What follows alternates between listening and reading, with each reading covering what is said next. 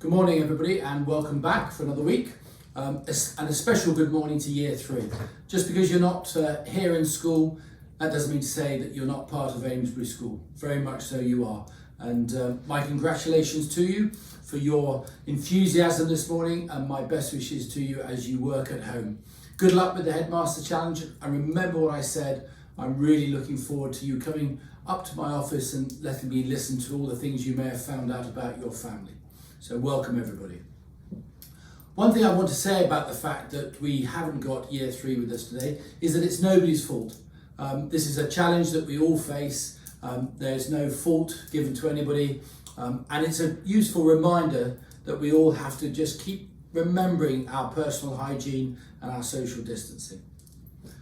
Last week was anti-bullying week, and that just because it was last week doesn't mean to say we suddenly stop. And this week I want you to really consider empathy. What does empathy mean? It means putting yourself in someone else's shoes. How do they feel? Are you mature enough? Are you grown up enough to look and say, well, actually what I've said hasn't been particularly kind or helpful? And how can you actually be proactive and help a child who doesn't feel that they can join in to do just that? Think about games at break or lunchtime. Yes, of course, most of you are quite happy to go into the dining room or the tent and sit down because you know you'll be sitting with a friend.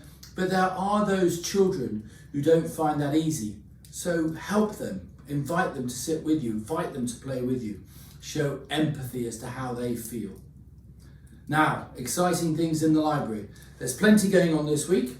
There is story time in morning break session. There's the opportunity to listen to David Walliams read the first chapter of his brand new book, codenamed Bananas. And there's also a new suggestions box in the library.